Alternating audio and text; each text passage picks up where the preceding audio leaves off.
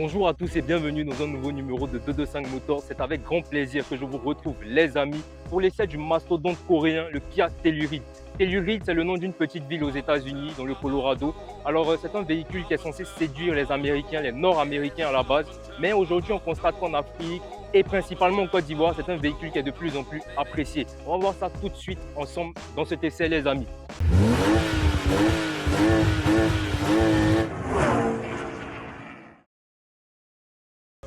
Le Telluride est un SUV lancé par Kia en 2020. Il a connu un léger restylage en 2023. Il a donc maintenant deux phases. Il présente une calandre audacieuse et reconnaissable, le Tiger Nose de Kia, ainsi que de grosses jantes en 20 pouces, rajoutant une touche de luxe et de sportivité. Il y a quelques petites différences au niveau de la face avant pour les démarquer. On a l'inscription Telluride, le capot qui n'est plus d'actualité, le logo aussi qui a changé, vous connaissez le nouveau logo de Kia, et aussi cette signature lumineuse LED comme ça qui n'est plus sur les phases 2. Pour le reste, on va dire que la face avant est très agréable à voir, elle est très belle, un mastodonte mais assez adouci. On a ces grandes entrées d'air, on a des boucliers chromés. Globalement, on peut dire que le véhicule fait très cossu, il est très beau, très agréable à regarder. Ce qui nous fait assez baroudeur, on va dire, il a une très bonne garde au sol. On a de grandes jantes noires avec des disques ventilés à l'avant et des disques pleins, donc normaux à l'arrière. On a l'encerclage comme ça des fenêtres chromées avec des vitres calorifuges pour les vitres arrière ainsi que la custode. On a aussi la touche pour le keyless ici et des rappels de chrome au niveau des poignets. On a aussi au niveau de la jupe en bas un rappel chromé qui vient souligner encore ce côté, on va dire, cossu, luxueux que ce véhicule peut avoir. Franchement les amis, il est magnifique avec ses feux verticaux à l'arrière qui débordent un peu sur le coffre. On a aussi cette dénomination Telluride, donc on sait très bien dans quoi nous sommes, c'est inscrit à l'avant, à l'arrière, il n'y a pas moyen de se tromper à ce niveau-là. On a la double sortie d'échappement, comme vient nous rappeler que nous sommes bien sûr sur un V6 3.8, c'est marqué là, avec une finition SX.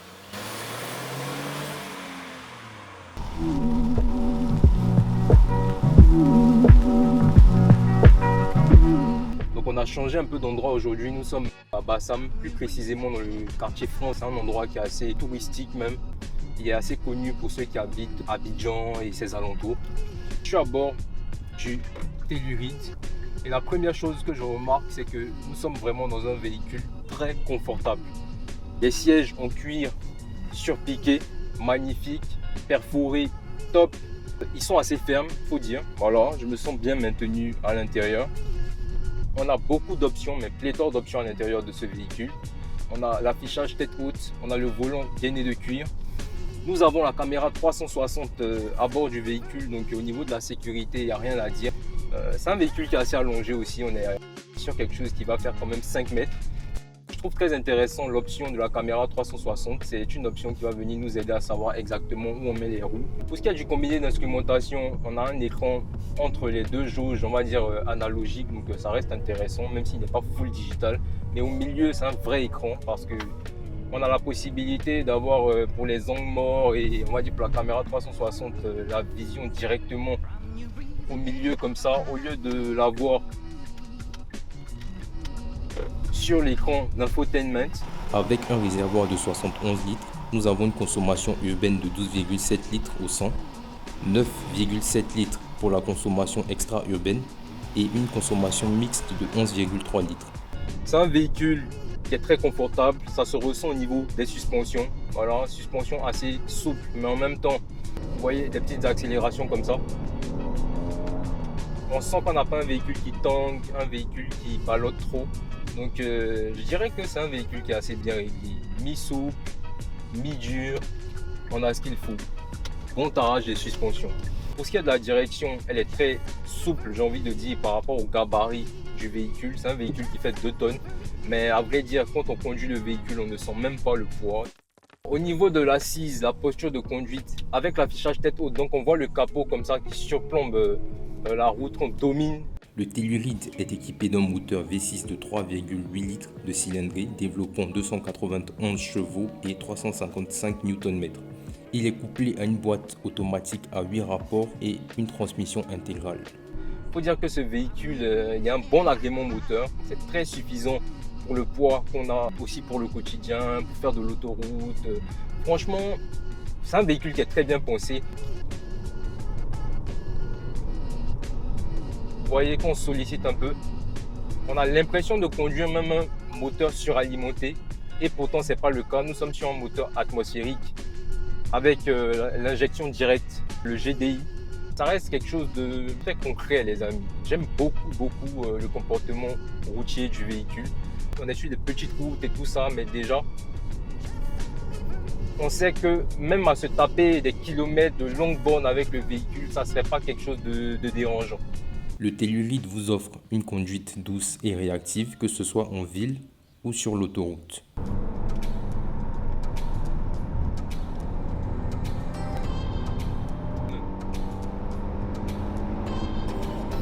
Comme vous pouvez constater, un véhicule qui bombarde, est bien sec. Ah les amis, ça marche fort ce mode sport.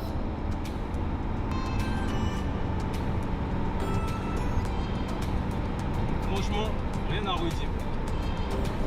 Le véhicule est très stable à haute vitesse. Rien à redire les amis. Quant au freinage, très efficace, on n'a qu'à le frôler. Il dispose de nombreux systèmes de sécurité comme les capteurs d'angle mort, l'assistance au maintien dans la voie pour vous assurer des trajets en toute quiétude.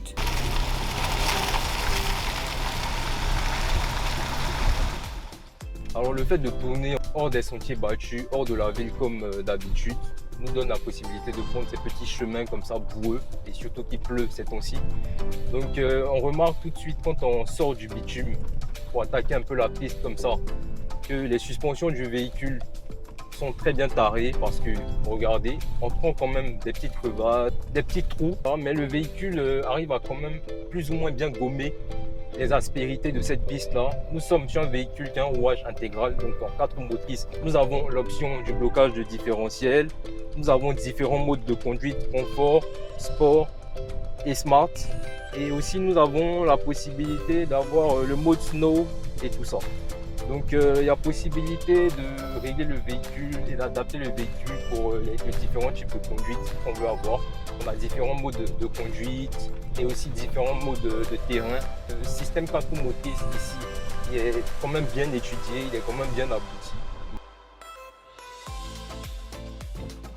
Vous voyez, même hors des sentiers battus comme ça, ça reste quelque chose de très correct. Il est disponible avec différentes finitions telles que la finition EX, la finition SX Limited. Et sur les nouvelles générations, de nouvelles finitions sont apparues, le X-Line et le X Pro.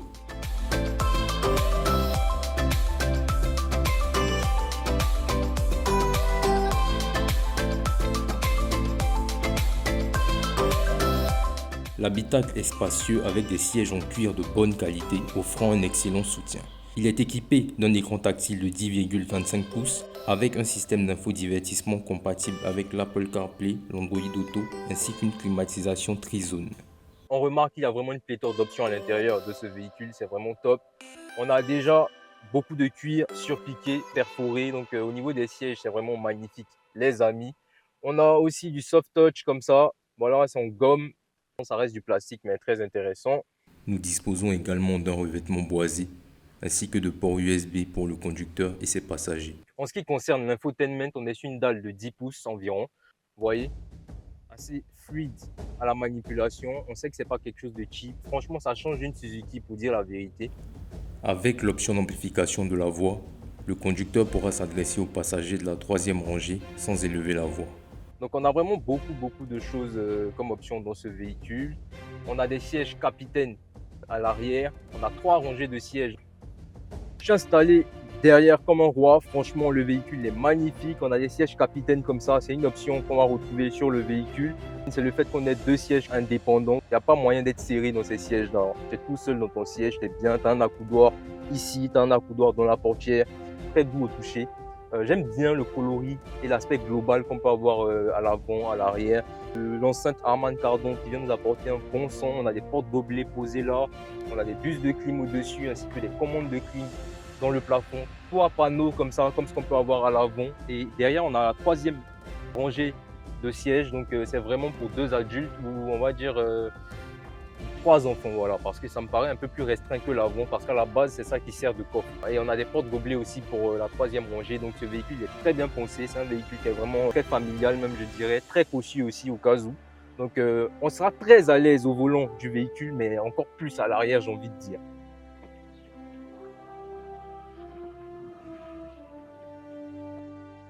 On a vraiment beaucoup d'espace au coffre. On a la possibilité de rabattre la 3e rangée de sièges pour avoir un coffre plus grand.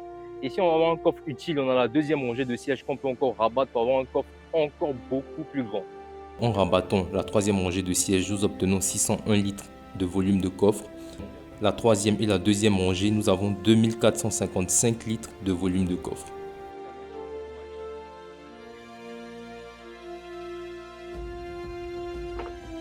Ce véhicule est une bonne alternative dans son vaste segment qui comprend l'Explorer, son cousin le Hyundai Palisade, le CX-90 de Mazda, le Honda Pilot, le Toyota Highlander, le Nissan Pathfinder pour ne citer que ceux-là.